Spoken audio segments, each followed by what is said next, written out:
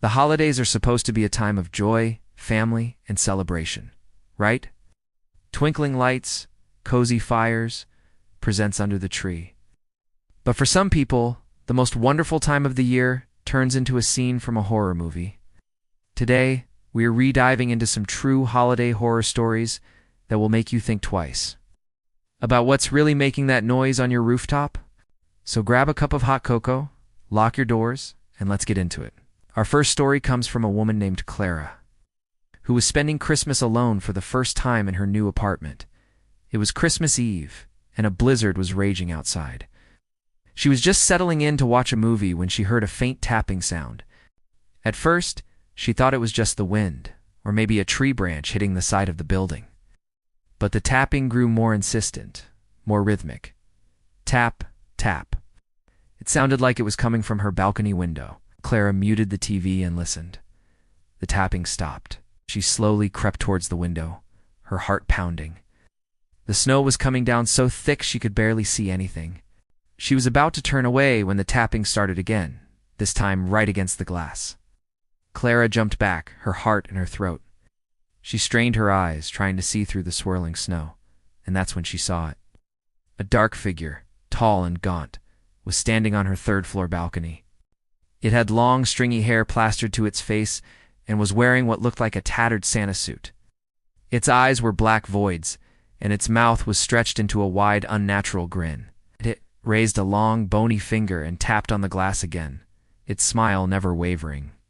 Clara screamed and ran to her bedroom. Locking the door and dialing 911, the police arrived, but by the time they got there, the balcony was empty. There were no footprints in the deep snow, no sign that anyone had been there at all. The police thought she was imagining things due to stress, but Clara knows what she saw. She moved out a month later and has never spent Christmas alone since. Next up, a story about a family's unfortunate Christmas tree discovery. A family, let's call them the Millers, went to a local tree farm to pick out the perfect Christmas tree. They found a beautiful full fir tree, had it bundled up, and brought it home. The whole family had a great time decorating it with lights and ornaments. The tree looked magical, filling their living room with the scent of pine. A few days later on Christmas morning, the kids woke up early, excited to open their presents. But as they ran into the living room, they stopped dead in their tracks.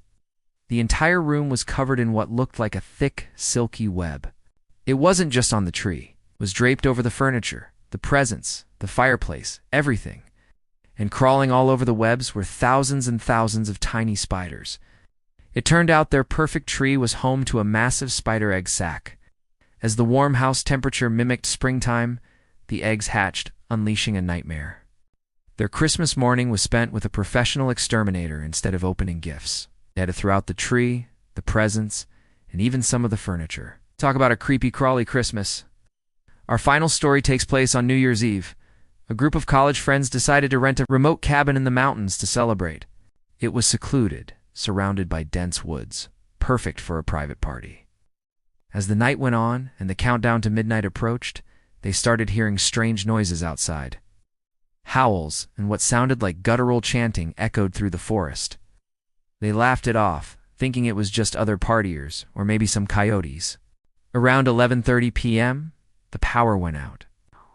Now they were in complete darkness, save for the light from their phones and a few candles. The noises from the woods grew louder and closer. One of the friends, Mark, peered out a window and saw several figures moving between the trees. Their shapes illuminated by the moonlight. They were wearing dark cloaks and carrying torches. Panic set in. The friends barricaded the doors and windows with furniture, huddling together in the center of the room. The chanting grew louder surrounding the cabin. Then came the banging on the doors, on the walls, on the windows. It was relentless. The friends stayed hidden, terrified for what felt like an eternity. As the first light of dawn broke through the trees, the noises finally stopped. They cautiously looked outside. The figures were gone. There was no sign of anyone, except for strange symbols drawn in the snow around the cabin. They packed their things in a hurry and left, never looking back. They never found out who those people were or what they wanted, but it was a New Year's celebration they will never forget. So, the next time you hear a strange noise during the holidays, maybe don't just brush it off. it might be more than just the wind. Thanks for watching, and I hope these stories didn't scare you too much. Have a safe and happy holiday season. Don't forget to like and subscribe for more spooky tales.